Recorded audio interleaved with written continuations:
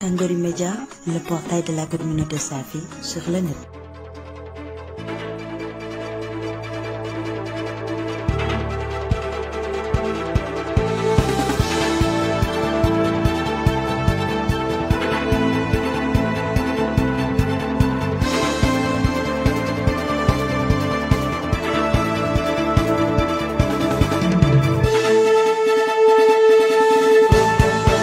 Tangori Média Bundani Safi ci ñeentax nit ci waxtaan bi mu amaloon ak ndaw yi yëngatu ci wàllu éducation fale na le ca Mbour ci laaj ak tontu Charles Émile Abdou Ciss ancien DG bu SOLD indi na leeral yu bëri ci kanamu enseignant yu teewoon ci boobu fërëm naka la ñu war a mën a def ba éducation bi jëm kanam.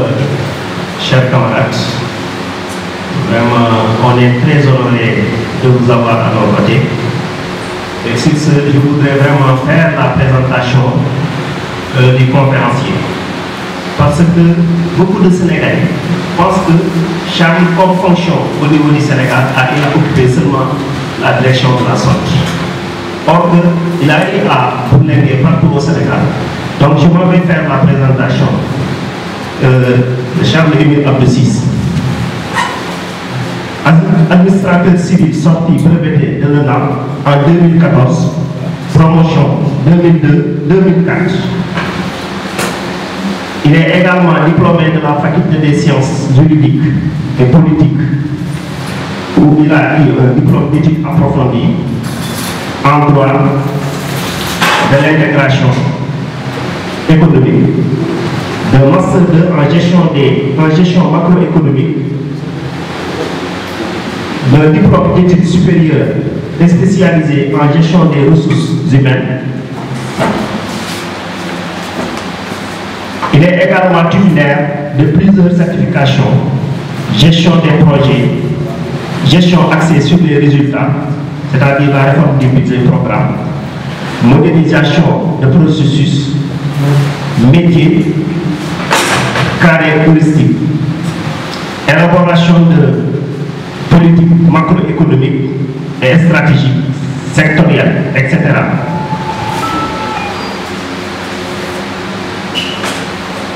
Bon, comme fonction, il a été le chef de la division des études et de la réforme.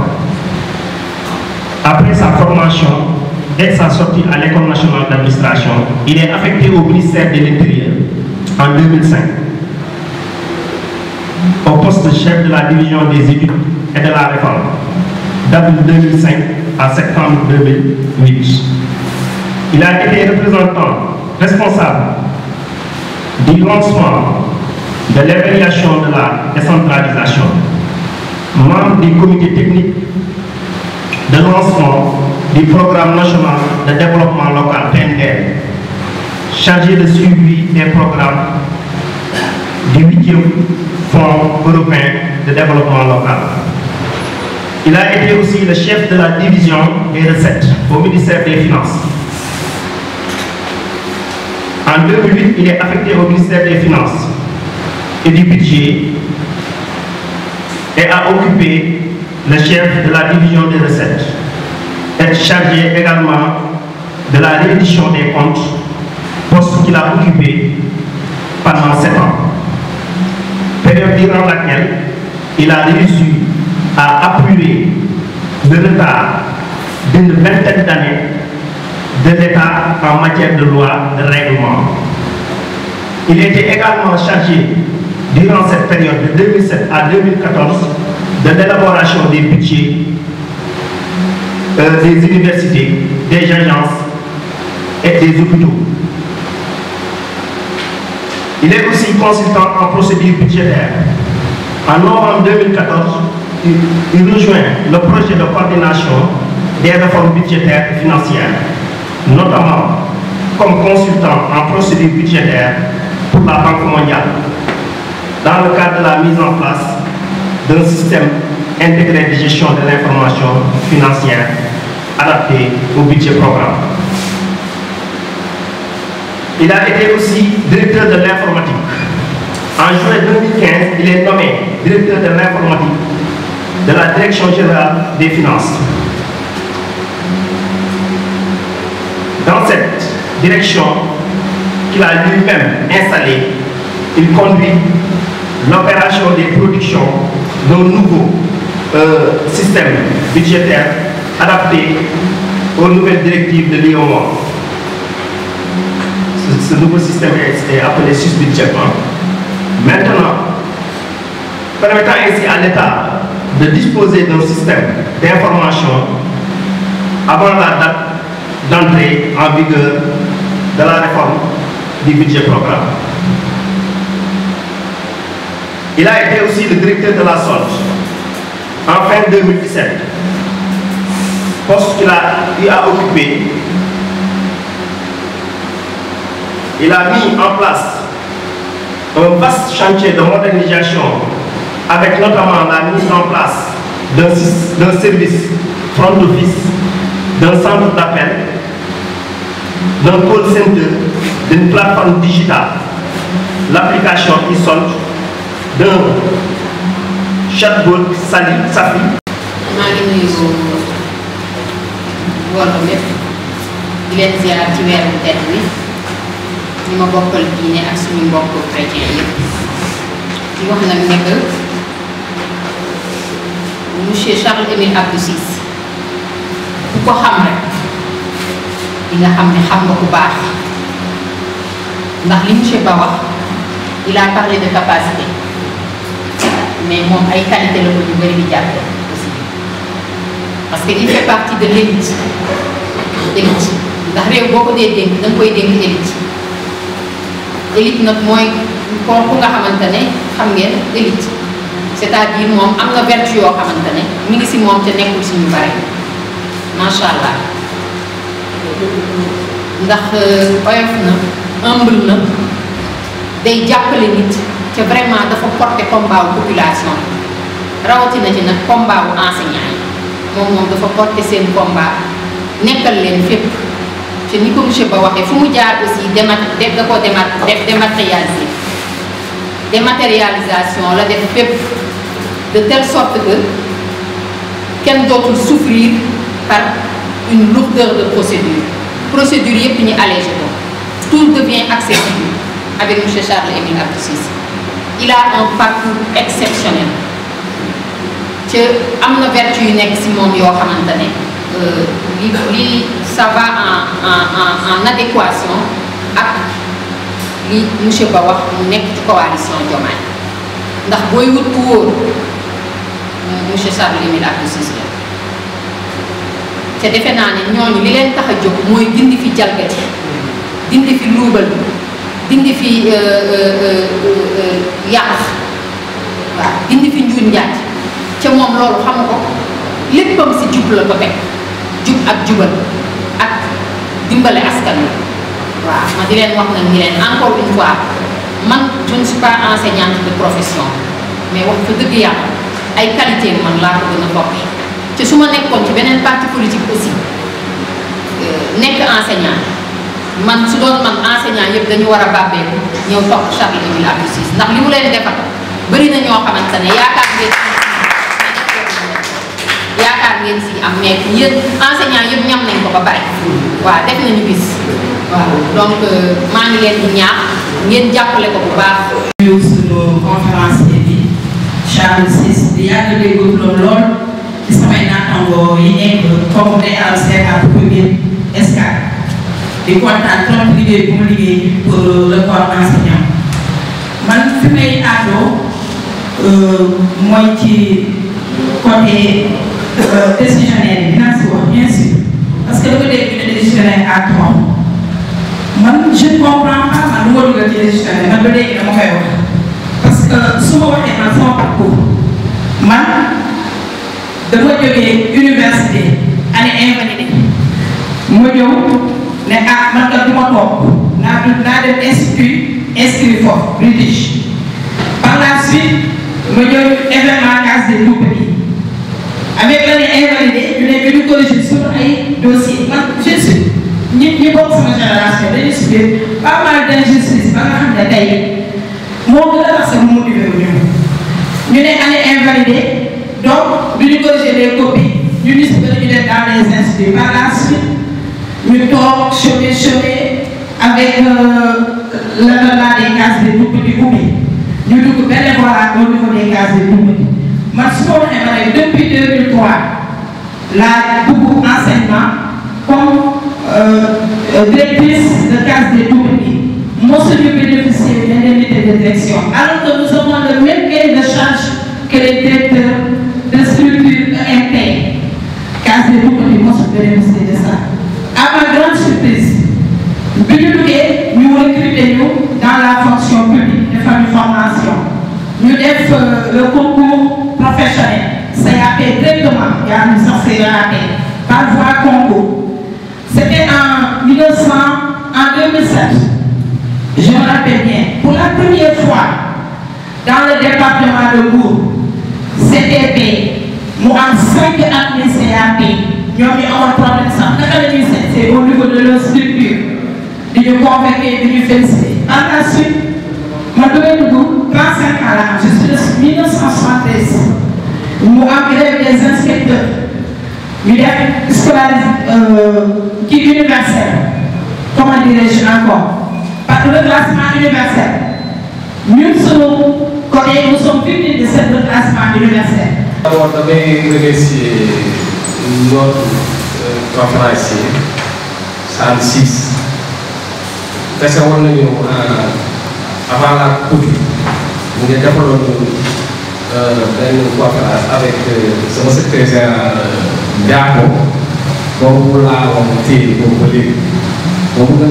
Boobu nga ma impressionné ba léegi laa bon léegi damay ànd ak ñoom ba si kii remerciement yi ak yooyu yëpp kenn mënu laa fay di demee aussi baax sonn nga si trop parce que heure kii nu ma wootee maa ngi woon classe nga wax ma ne affaire bi changé nañ ko boo xamoon naa ne yow sonn nga tey trop pour ñu mën a kii yi yaa nekk collège yi nga xam ne bon wax naa leen ko mais xam nga dafa xaar changement bi xam naa looloo tax ñu ñëw mais ñun aussi ñun suñu changé aussi de rendre compte bu demee école dañuy rendre compte bon man dama am ay questions yoo xam ne foofu nga laaj ko quoi bon première kii bi mooy ñun ay décisionnaire bon ba expliqué woon na ko léegi daf fee xaw na kii mais ñu décisionnaire suñu problème bi ñu xaw a tiital mooy suñu dossier yeeg nelaw fële loolu tamit doy na ma parce que décisionnaire pour avancer comme fonctionnaire lu muy avancer ñun nag dañuy laaj loolu damay problème lu tax ñun ñu mën a avancer comme ñële deuxième chose mooy retraite loolu mooy suñu moo ñu bloqué ba léegi la retraite la parce que bu ñu demee retraite lu ñuy fayee day gën a néew que les fonctionnaires la mais loolu pour la parce que nee nañ ma xamoon na c'est vérifié bon am na ñoo xam ne ñu ne comme quoi que ni ñun ñoo ëpp salaire ñun décision nous les décisionnaires ñoo ëpp salaire les fonctionnaires mais xaw ma nag daal loolu moo amoon am parce que fonctionnaire bi bon nga tolloo grade pour planifier bon boo xam ne plafonné na bi nga xam ne ku mel ne man plafonné naa ak man sama morom fonctionnaire bon xaw ma nag kan moo si ëpp salaire je ne sais pas mais loolu tamit foog ñu leeral ndax ñun suñu salaire bi ñu ëpp moo tax ñoom bu ñu demee kii retraite du ñu mën a am suñu kii pension bu baax wala qu'est-ce bon fu may kiyee nag mooy cotisation à l'IPRES ba mu ñu doon informé ni ñu war nañoo dem laajte IPRES ndax ñu ngi cotiser foofu la bëgg naa monsieur Charles nga expliqué ñu foofu la lan lay demee parce que ñun war nañoo jàngale plus de 25 ans nga ñëw ñu ne non non tu as enseigné pendant 10 ans le reste là anamu donc dafa bëri ay problèmes yi nga xam ne ñun moom la ñuy dund waaw moom la ñuy dund. tantôt madame Sané sama kii wax na ko ci affaire décisionnaire ci la ñuy wax toujours. ci retraite bi ak suñu avenir ci suñu retraite parce que dégg nañ ne bis bu ñu demee retraite dootul amati implication budgétaire te ku wax retraité wax mag ku wax mag wax feebar donc mag bu fekkee ne yow da nga liggéeyal sa réew pendant 30 ans nga dem ba léegi nga nekk mag réew bi amatul lu mu lay fayee lu naan la boo feebaree fajal sa bopp loolu defe naa mooy anticiper sa dee ndax comme amatul lu ñu invitation bu ñu fajoo. man sama question mooy je voudrais savoir si le décisionnaire doit bénéficier d'un rappel. Parce que tantôt on me dit que le décisionnaire n'a pas droit à un rappel. Et je voudrais savoir pourquoi. Je remercier vraiment les initiateurs de cette rencontre, notamment, je ne sais pas, ça, Aziz Diouf, ndaxte ci cadre coalition Diomaye président lañu tasante ba sos rencontre bi wala bi nag li comme dépassé la c'est vrai cadre politique dafa am question yoo xam ne boo ci amee yéene leeralal nit ñi mën nga wone ñi xamal la ne question yi yëpp c'est des questions yoo xam ne mën na ci répondre yenn yi ñu gëstu ci mais waxtaan ci moom solo parce que c'est des problématiques yi xam ne bi ñuy saytu bi ñuy évaluer di revoir le programme Diomaye président dañ ko aborder. Le passif social bokk na ci point yi ñu gën a aborder ci cadre programme Diomaye président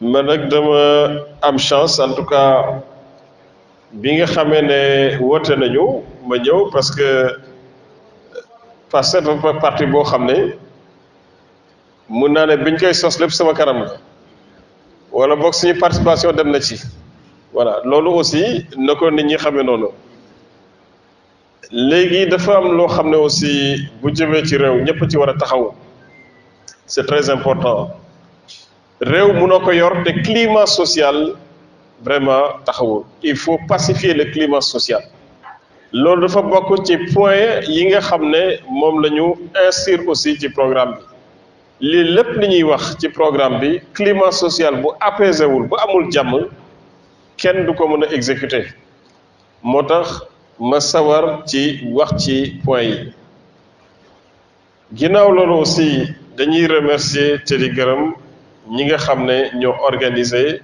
vraiment te dalal réunion bi parce que diggante démb ak tey jafe woon na ñu fomm COCOBIS ñëw organiser ko fii donc vraiment Assane dañ lay sant bu baax ñu ngi lay remercier parce que def nga sa kéem lay kattan pour rencontre bi am lay masawu coono di remercier aussi ñëpp ñu fi teew ak suñu frère SG Diakou moom vraiment teew na ci rencontre bi yàgg nañ di tase ci rencontre yi ak madame Fatou Samb mi nga xam ne dafa wàcc bàyyi liggéeyam vraiment ñëw teewal rencontre bi muy responsable aussi bu mag ak suñu frère yëpp ñi nga xam ne ñu ngi fii suñu service suñu camarades yi nos compatriotes de manière générale ak la presse aussi Babacar Faye ñu ngi lay remercier alors bu ñu ñëwaatee ci question yi dama bëggoon commencer ci la question de l'expérience wax naa ko sànq dañuy wax souvent réew il faut nga am expérience il faut nga am jaar-jaar dëgg la jaar-jaar dafa am solo mais damay wax naan souvent képp koo xam ne yaa ngi ci état mun nañu xëy teg dara sa loxo te ne il faut nga régler ko te di nga ko régler man bi may dugg solde xaw ma woon sax solde fan la fete direction boo xam ne à part stage bu yàgg mosuma foon jaar mosuma traité question solde c'était la première fois ni dugg solde li am solo mooy la volonté ak yéene bi nga am ci biir service bi ndax da nga ñëw ci état pour yokk sa am-am wala da nga ñëw pour régler problème sénégalais yi c'est ça la différence ndax bi ñuy quitté direction de la solde am na question yoo xam ne c'était déjà résolu mais ba fi ñuy wax ak yéen ba léegi kenn appliqué wu ko je peux parler de l'appurement des rappels proposer nañu benn mécanisme à côté des accords pour apurer les rappels en 2 ans mais ñi ñuy wax dañu am expérience wala am nañu jaar-jaaru 30 40 ans ñoom lañ ko bàyyeel te réglé wuñ ko te pourtant c'est un mécanisme qui était très facile parce que question yi nga xam ne dafa sosu ci masse salariale dafa bëri masse salariale tey boo jëlee rappel yi rek c'est au minimum 70 milliards au minimum 50 milliards la ñuy prévoir par an mais da ngay fay di fay ba jéggi 50 milliards yi dem ci 70 milliards parce que nit ñi dañuy toog di xaar am ci yaakaar te demande chaque fois quand l'argent est disponible il faut payer les Sénégalais ndax ñi ngi koy fay Sénégalais lañu fii lañu dëkk te loolu dañ koy jëriñoo dañuy dem di jënd di toppatoo seen njaboot di investir di tabax wala di jënd terrain donc njëriñu Sénégal la donc bu leen téye xaalis bi naan noo 50 milliards yi jeex na déedéet réew kenn du ko joxe noonu dépense de personnel dépense boo xam ne la dañ ko jàppee aussi comme dépense investissement parce que yaa ngi investir ci nit ki wala di fay nit ki akam rawatina nag jàngalekat parce que jàngalekat moo yor vraiment population bi nga xam ne moom la ñuy wax les Sénégalais de demain ñii jeunes yi nga xam ne 18-20 ans la ñu am donc am na ñu leen tàggat am na ñu leen préparé donc ñooñu di leen di préparé bu ñu amul motivation yan Sénégalais ngay am ëllëg c'est très important moo tax ma ne la question de l'éducation il faut régler d'abord le problème de la motivation loolu moo waraloon suñu xeex bu métti bi pour que nit ñi mën a am vraiment une rémunération juste à la hauteur de leurs efforts. Pour revenir sur la question des décisionnaires c'est un problème boo xam ne fa lañ ko bàyyi aussi mais lan moo ko waral lenteur administrative bokk na ci ak ñàkk aussi réviser les mécanismes de recrutement parce que je disais que li état di fay rappel 50 milliards lan moo ko waral de fekk ne y a eu d'abord une option l'option des maîtres contractuels professeurs contractuels je dirais cette option là il faut y mettre fin da nga koy jeexal parce que tant que jeexul dañuy continuer toujours sur le même rythme sauf qu'on avait proposé dès l'entrée ñu fexe ba immatriculer ñiy admis ci concours yooyu bu ñu leen immatriculer ñu considérer comme un peu des élèves fonctionnaires c'est-à-dire ñu retrouver l'ancien système boo génnee boo defee examen yàlla def na nga jàll da ngay am continuité doo soxla ñu lay titulariser dooy soxla peut-être ñu lay immatriculer wat wala ñu lay defal rappel loolu bokkoon na ci point yi nga xam ne dañ ko insiroon ci vraiment plateforme bi ci solution yi bi ñu waxee loolu am na ñu ne mais est-ce que wóor na ne ñëpp dinañ jàll CFEE ma ne ko effectivement ñëpp mën nañu bañ a jàll mais ku jàllul ñu considérer jàlloo nga continuer vraiment avec ton ancien régime mais boo jàllee l'État dafay am garantie ne kii immatriculé woon naa ko déjà il est déjà fonctionnaire ça c'était une piste de réflexion deuxième aspect il faut ñu reconstituer carrière yi maanaam li fi nekk ñu reconstituer carrière yi parce que ku ci nekk ak sa jaar-jaar ku ci nekk am nga tolof-tolof boo xam ne moo tax soit nga nekk décisionnaire à tort ou bien da nga yéex a dugg ñu considérer comme décisionnaire c'est-à-dire au-delà de l'âge de 35 ans il faut reconstituer les carrières individuellement et loolu il faut passer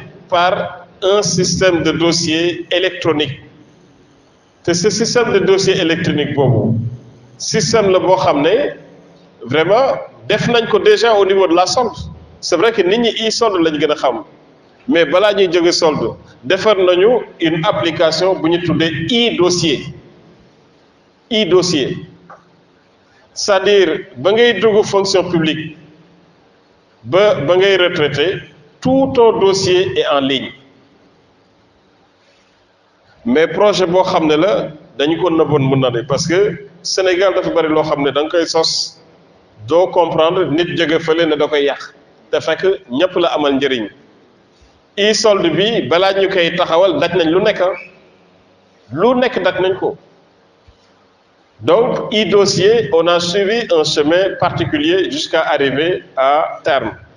E-dossier nag dafa comprendre d'abord l'acte de recrutement, titularisation, les prestations familiales et tout autre acte boo xam ne dafa concerner sa carrière maanaam dañu bëgg agent yi yor seen carrière en ligne di ko vérifier régulièrement chaque mois nga xool est-ce que sama dossier mat na ñu bañ a xaar ba retraite ñu naan pièce bi moo ci manqué il faut ñu wari ko boo xamee ne xool nga sa dossier nga gis pièce bu ci manqué nga fexe ba complété ko bu nekkee yor nga acte bi boo ko yorul aussi nga teel a bind ñu dem wuti acte bi compte yore dugal ko ci sa dossier électronique.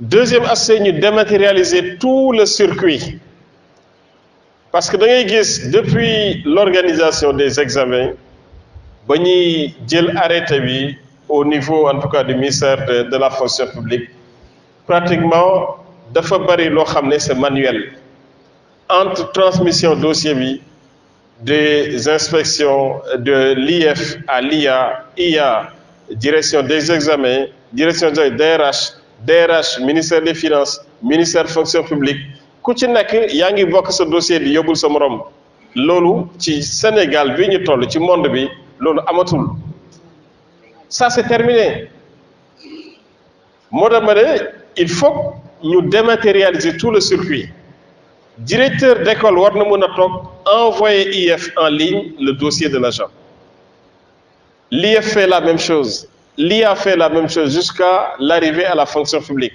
et ça c'est un travail qui a été entamé mais da ngay gis parfois ñu entamé liggéey mu manqué volonté nit ñi dañuy manqué volonté doo xam lu tax nit bañ a def liggéeyam c'était le cas de Finpronet je disais que mais mise en solde yi bëgguma ñu ñuy andile ci ay dossiers 600 dossiers ñu andi ko ci ay caisse naan agent yi immatriculé agent bi di seppi dossier par dossier di immatriculé ba le 10 mu ne bon dossiers yi mënatuñ ko immatriculé parce que le 10 jot na on a défini benn mécanisme en ligne boo xam ne système solde dafay communiquer ak Finpronet communiquer ak solde jox ko information yi on immatricule l'agent en moins de 30 minutes ça également c'est un dossier qu'on a laissé au niveau de la solde et ba fi ñuy wax ak ni kenn mësu ko exécuter ministère de l'éducation ba léegi defuñ seen liggéey parce que nit ki aussi bu deful liggéeyam na koy wax defuñ seen liggéey manque de volonté ak lenteur mooy waral ñu am jafe-jafe ci transmission dossier yi ba mu impacté ci carrière nit ñi et loolu il faut que ñu parachever la dématérialisation vraiment du circuit des actes des agents de l'État.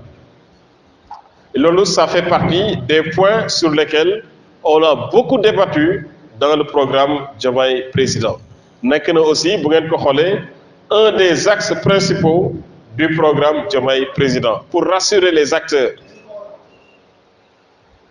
que ñii naan ñi ñi war a élire ay jeunes lañu xamuñu réew mi amuñu expérience xam nañu fi ñuy jaar xam nañu nan lañ koy defee xëy na kay ay intérêt en jeu moo tax ñu bëri sawaruñu ci élire en tout cas cette coalition parce que ay intérêt moo nekk en jeu te il faut nit ñi xam ko gis ngeen dématérialisation bi maa ngi leen di balaa ñu koy def am nañu jafe-jafe yu bëri c'est la même chose pour la dématérialisation des actes des enseignants, des agents de l'État en général. Donc, un des points pour mettre fin vraiment une des solutions pour mettre fin aux lenteurs administratives, mais également au problème des décisionnaires, c'est la dématérialisation intégrale du circuit des actes. Maanaam képp koo xam ne yaa ngi ci circuit bi nga am ci pàcc am ci rôle dañuy fexe ba lépp looy def nga def ko en ligne. ku ci nekk gagné ci temps problème mu âge yi dina disparaître ñiy immatriculer aussi à l'entrée bu nit jàllee examen nga immatriculer à l'entrée on le prend en charge.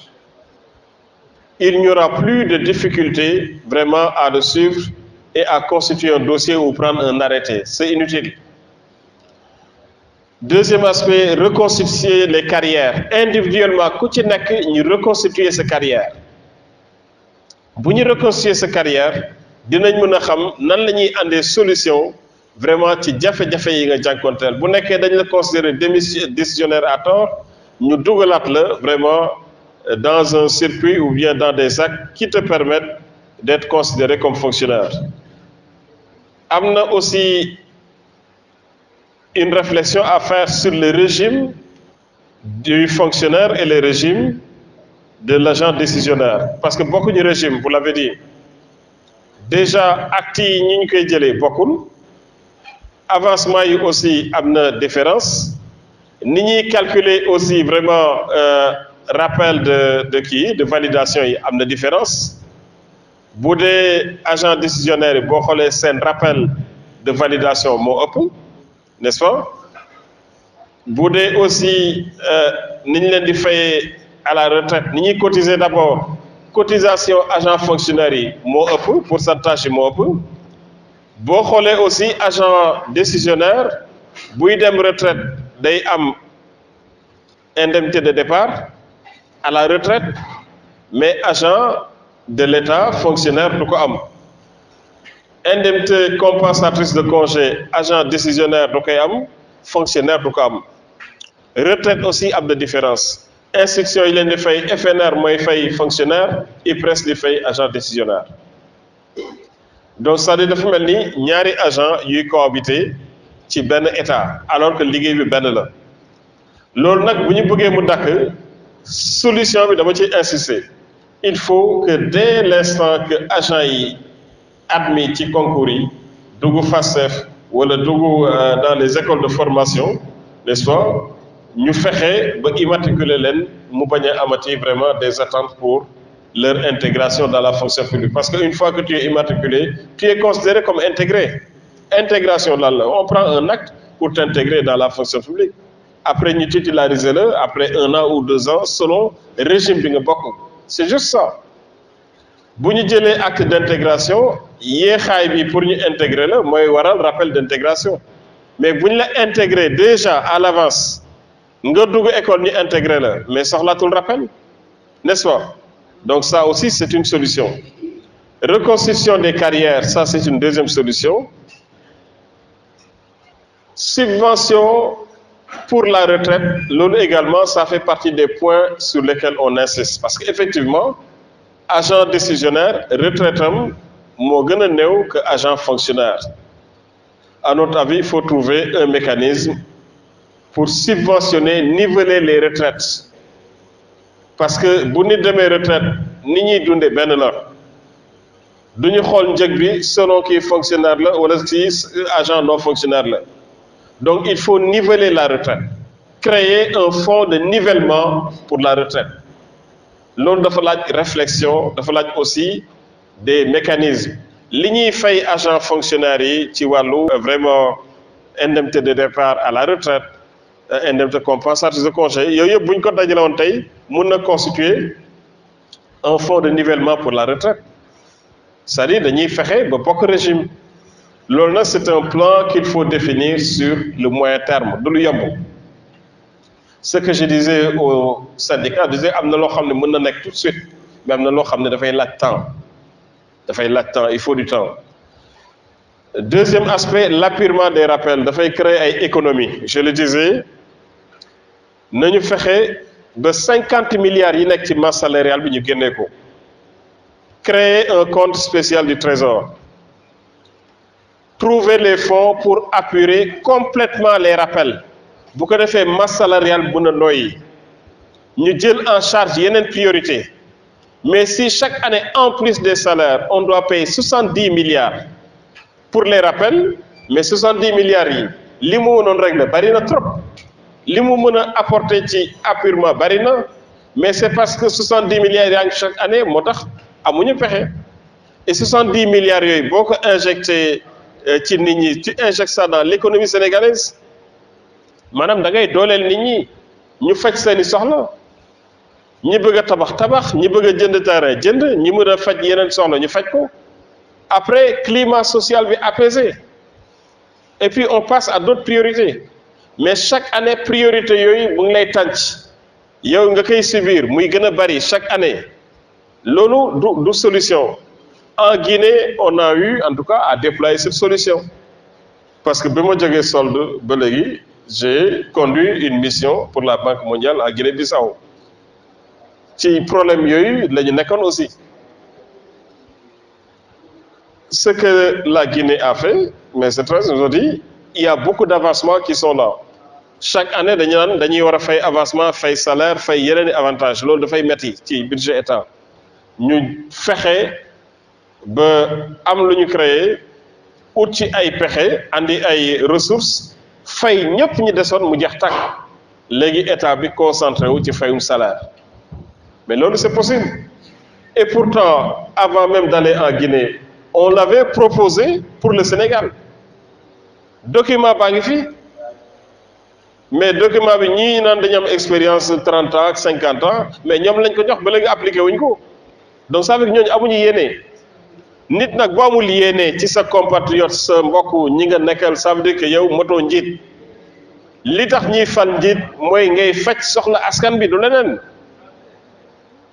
solution yaa ngi nii appliqué nga ne du ma ko appliqué wala xëy na li mu jóge ci Charles Cissé du ma ko appliqué wala dafa jóge ci Pathé Samb jiwawuñu damay jël document bi mën na bu ko am na comportement yoo xam ne dafa nekk comportement yu doyadi te yooyu aussi dafa war a dàkk ci réew mi loolu dafa war a nekk priorité changement des comportements dans la gestion des finances publiques changement des comportements dans la gestion de l'homme. C'est une solution qu'il faudra appliquer. Les imputations budgétaires, képp ku dem retraite, tu as encore droit à l'imputation budgétaire. Ku leen ne vous n'avez pas droit à l'imputation budgétaire, la prise en charge médicale, vraiment, xëy na dafa amul information. Mais imputation budgétaire, effectivement, ñi dem retraite dañ leen di jël en charge. Dañ leen di jël en charge. Après, état bi mooy fay par le biais toujours du système vraiment de recouvrement qui est là depuis des années. Relative aux directrices, aux directeurs des cases des tout-petits, les indemnités de direction, ça vraiment également c'est une question qui n'a jamais été en tout cas disons prise en charge de manière correcte. Dafa laaj réflexion, dafa laaj ñu évaluer xool comment en tout cas on en est arrivé là.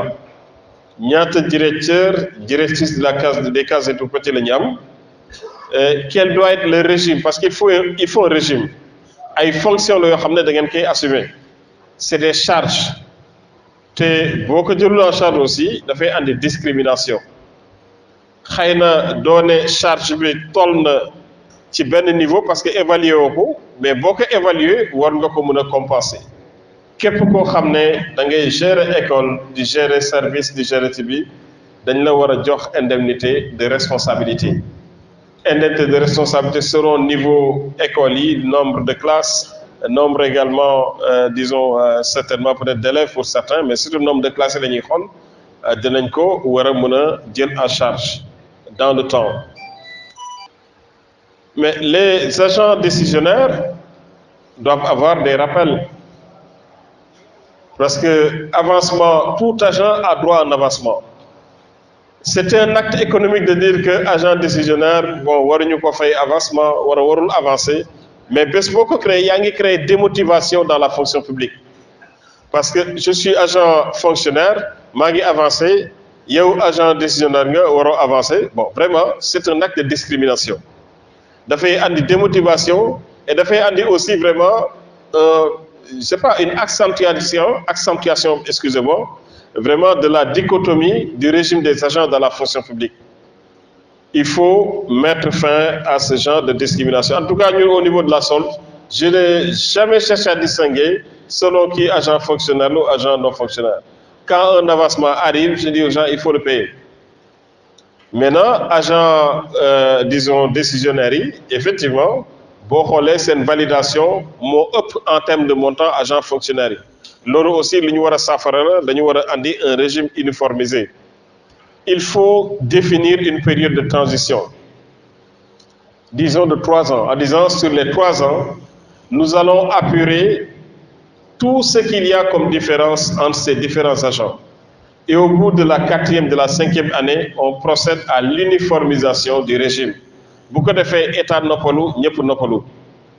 Mais tant que ces deux régimes-là, chacun va regarder l'autre en se disant, l'autre agent fonctionnaire, retraité di ëpp doole sama retraite, agent fonctionnaire bi naan lu tax agent décisionnaire buy dem retraite ñu jox indemnité de départ à la retraite te man du ma am ku ci nekk yaa ngi xool li sa morom am. Mais loolu c'est parce que on avait traversé une situation économique difficile ñëpp xam nañ ko avec la période du volontariat, du vacatariat. Mais cette période-là étant dépassée, il faut que l'État ait le courage de regarder les difficultés, andi ci solution dans le temps, et on dépasse ces problématiques. Les problèmes, il faut les résoudre, mais il faut avoir le courage de les résoudre. Donc, un régime, en tout cas de transition de 3 ans, n'est-ce pas, pour apurer, gommer les différences, et au bout de la 4e, la 5e année, au plus tard, essayer vraiment d'uniformiser ces différents régimes et faire taire les frustrations dans la fonction publique. C'est notre solution par rapport, en tout cas, à la problématique des agents décisionnaires et des agents fonctionnaires. Le basculement, ça rentre dans ce sens parce que, effectivement, basculement, oui, a un impact budgétaire. Impact budgétaire, mais je me demande, est-ce que l'étude a pris en charge toutes les composantes? Parce que si vous voulez dara aussi, vous avez dara. Si vous voulez un même régime pour les fonctionnaires et les agents non fonctionnaires, dafay laaj ñu xool ku ci nekk avantage yi nga daan am ñu fexe uniformiser ko mettre ko dans un même panier mettre ko maintenant à la disposition de la prise en charge des deux régimes. Je veux dire li ñuy fay par année, je donne un exemple ci indemnité compensatrice de congé boo nekkee agent fonctionnaire doo ko amati mais loolu lépp bu ñu ko dajale woon tey mën na constituer vraiment un départ pour le nivellement, disons, des retraites prises globalement. Parce qu'on sait que nivellement bobu dafa bari jafé-jafé parce qu'il y a des retards de versement entre l'IPRES et l'État. Il y a des cotisations qui sont prélevées qui ne sont pas reversées à temps, mais tout cela constitue en fait vraiment une difficulté majeure. C'est dafa laaj IPRES ak État top. Lolo aussi, beaucoup de solutions que nous proposons déjà. On a mis en place un comité, État-IPRES, pour nous réunir tous les 15 jours pour nous voir chaque fois qu'il y a des difficultés, faire les difficultés. Si c'est IPRES, IPRES le prend en charge. Si c'est l'État, l'État le prend en charge.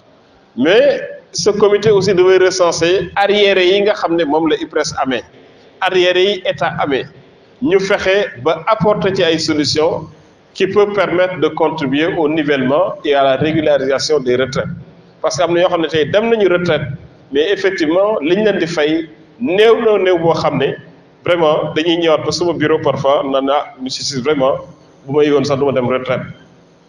Parce que li ñu may fay néew na. Donc, dafa laaj une réflexion globale. Réflexion bi nag du lu yomb dama koy wax rek comme ni ñu doon wax bi ñuy relever les salaires des agents de l'État bu leen yaakaar ne dañuy ñëw mois bi rek ñu jël lépp daal di koy jox enseignants yi dañuy waxante dëgg aussi parce que population la ñu nekkal te population dañ ko amel ak gis ngeen ni njëkk yi chéré subventions yi État di def amul benn njëriñ. Ça veut dire que l'État a besoin de plus de ressources pour son autosuffisance. L'État a besoin de plus de ressources pour régler le problème de la cherté de la vie. Donc, étude bi dafa laaj ñu xoolaat comment l'appliquer et loolu aussi dafay demander vraiment une nouvelle réflexion relative à la mise en place d'un fonds de nivellement de la retraite. Fonds de nivellement li koy alimenter État dina ci am certainement un rôle, mais aussi ce qu'on devait verser aux différents agents de l'État yi nga xam ne dañu war a dem retraite day ñëw alimenter fonds boobu. Manam fonds bo xamné la ku ci nek dang ci am rôle État dina ci dugal loxom agent bi aussi na ci dugal loxoom parce que am na xam ne bu ñu ko bëggee faj il faut que ci nekk vraiment def ci effort. Je donnais souvent l'exemple de la fiscalité, de l'impôt. Pour revenir, je vais revenir aux questions. Je disais que mënoo yow nga ne je suis ministre indemnité de logement nga xool ne du ma fay impôt ci indemnité de logement mais nga gis yeneen corps nga ne yow da ngay fay fiscalité sur indemnité de logement bokk na ci loo xam ne dafay andi frustration. C'est un cas qu'on a dépassé mais des cas qu'on a connus nit ki loo tegul sa bopp waroo ko teg sa borom. C'est très important moo tax ma ne parfois c'est une question de bon sens mais rek da ngay xam fu dëgg bi féete mais nga teg ci sa tànk ne du ma gis dëgg gi moo tax ma ne changement yi war Sénégal xam nañ ko de mais nangu ko moo jafe il faut que ñu nangu aussi dëgg bi nangu aussi changer les comportements des dirigeants. Et comportement dirigeant aussi comportement population bi la parce que bu ñuy defar Sénégal di defar priorité am na lu bëri loo xam ne parfois dañu naan dafa diis ci population bi mais pourtant changement yooyu bu amul objectif bi duñ ko atteindre.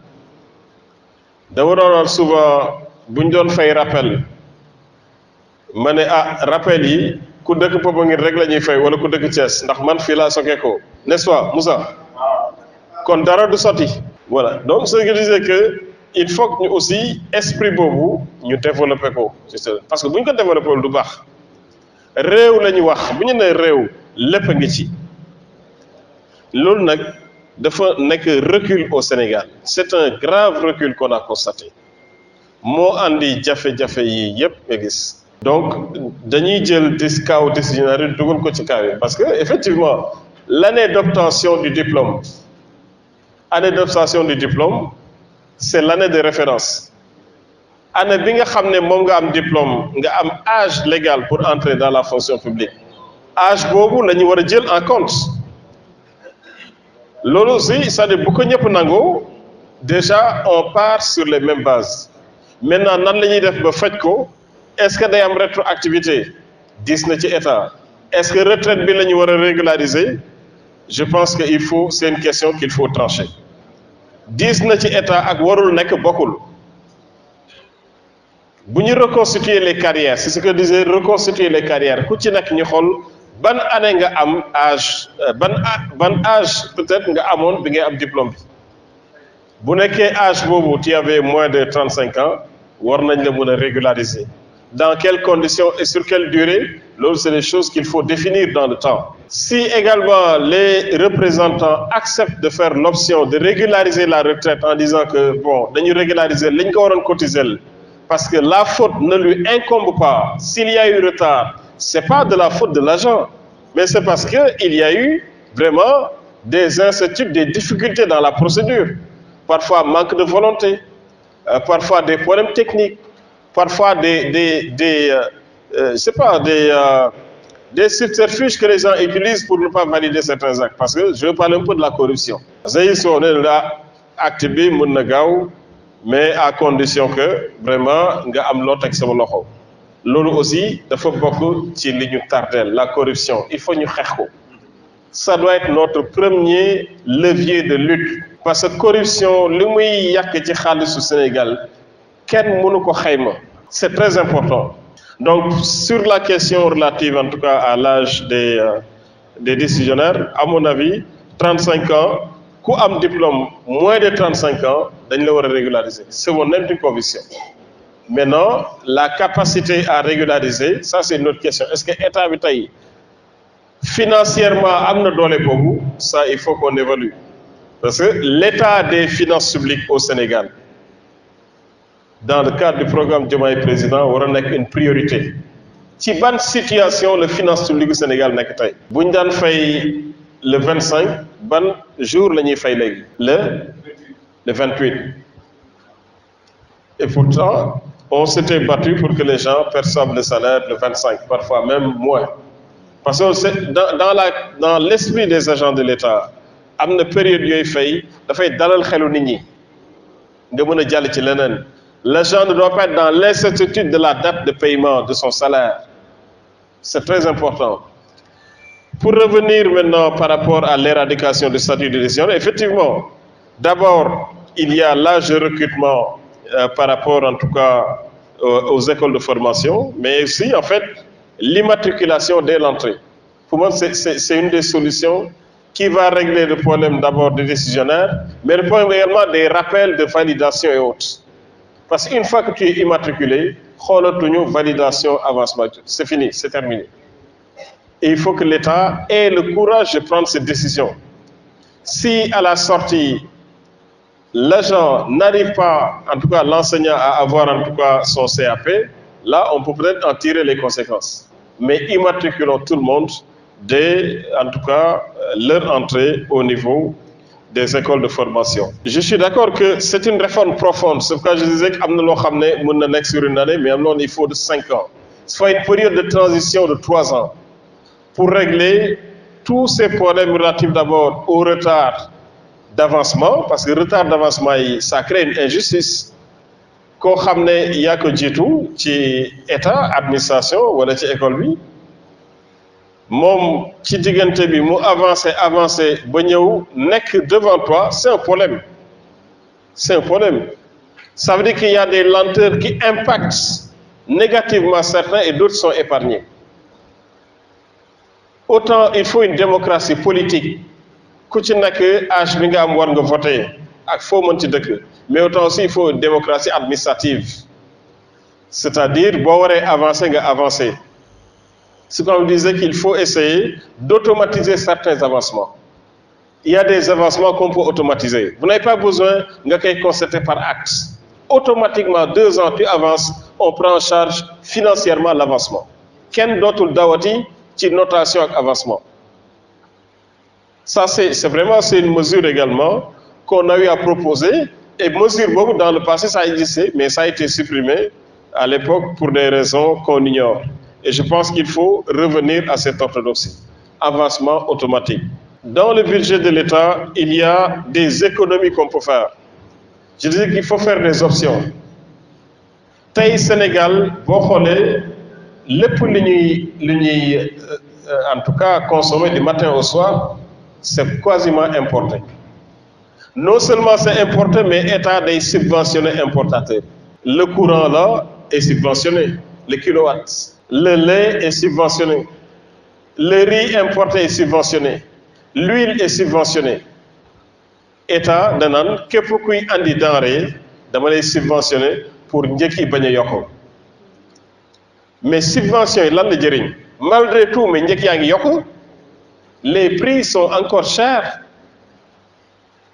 Même imprimante portable lépp yokku. Pourquoi? Parce que nous ne produisons pas. État du Sénégal, population sénégalaise, nous ne produisons pas assez.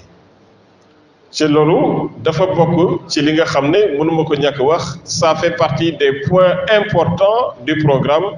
Excusez-moi pour ceux qui ne sont pas de la coalition, Diomaye président. C'est-à-dire une souveraineté dans la production. État du Sénégal war na mëna dakal importation de riz, ça nous coûte cher. On subventionne et il n'y a pas de qualité. Nous rendre aussi transparent l'octroi des intrants. Parce que c'est des poches d'économie. Une économie qui on subventionne pas moins de 200 milliards par an les denrées. Bon, on est globalement l'ensemble des subventions. C'est très volumineux. Benen bi ci walu toujours en fait li nga xamné moy secteur éducation. D'abord souvent c'est un secteur bo xamné on peut faire beaucoup de choses, y compris même l'autosuffisance alimentaire dont on parle. On peut le faire à partir du secteur de l'éducation. Parce qu'on avait des cantines scolaires avant, peut-être qu'on en a toujours. Mais je considère qu'on ne devrait plus être dans une période où on doit importer ou dépendre du programme alimentaire mondial, ou en tout cas de certains programmes, pour nourrir nos enfants. Lolo, ci xelu xalé muy gis un sac programme alimentaire mondial wala FAO dafay une mentalité d'assister lay andi du ko permettre mu def un effort. Mais pourquoi pas développer l'agriculture scolaire? C'est possible. Il y a des gens qui l'ont réussi.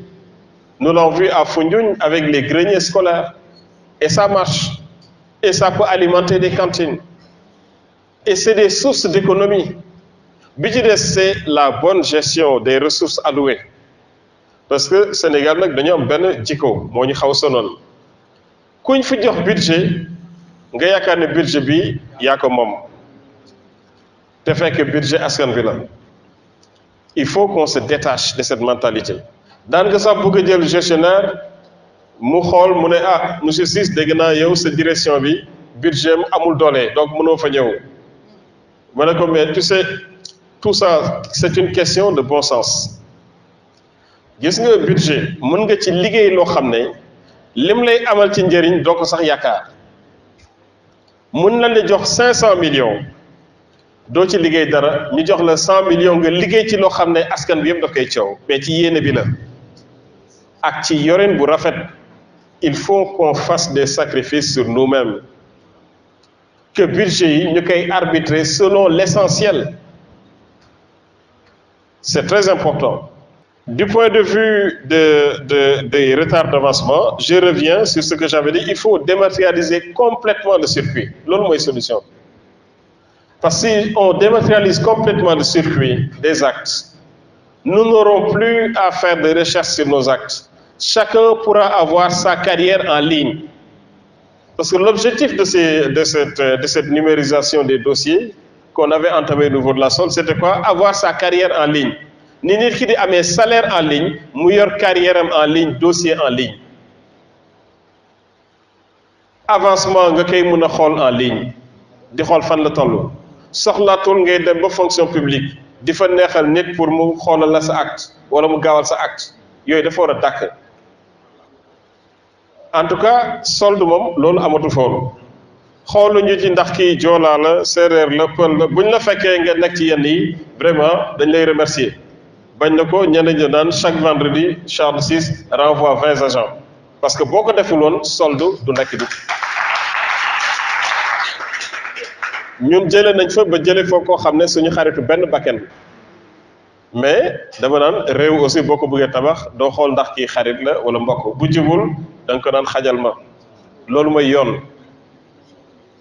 mais bu ñuy xool naan dañuy protéger suñu xarit wala dañuy protéger suñu mbokk loolu mooy andi mal gouvernance loolu mooy andi dóor doom lakk doom loolu mooy andi nga audité kii jàpp ko nga teg ko fële nga audité keneen bokk leen parti politique wala opposition nga nekk nga ne ko tey ma tëj la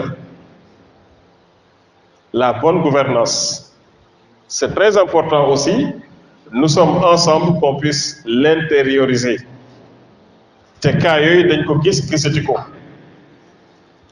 donc sachez que man dama jàpp ne bu état bi ñu gis jalgatiwul élection yi c'est déjà dans la poche mais il faut être vigilant mais il faudra savoir que sénégalais fal la tey taxaw la tey lay def léegi dañ lay fal tey ñu taxaw la donc il faudra qu'on travaille dur pour régler les problèmes des sénégalais ñu nangu ñàkk pour régler les problèmes des sénégalais joxe le bon exemple c'est très important les indemnités des EFA c'est des classes multigrades c'est un problème effectivement que nous avons trouvé à l'instar en tout cas des indemnités des directrices ou directeurs des classes des tout-petits au niveau en tout cas de la plateforme de la fonction publique mais effectivement qui n'a jamais été réglé.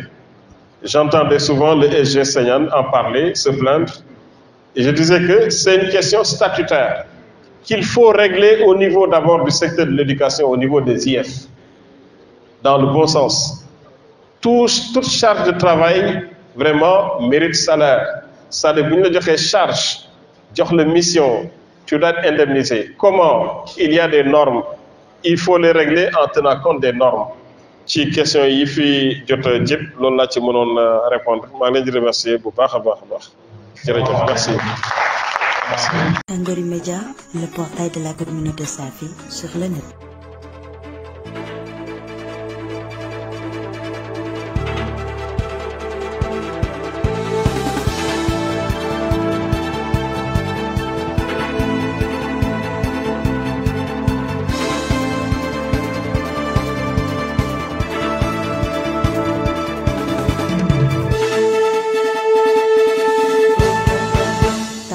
Média Bundani Safety ñeent tax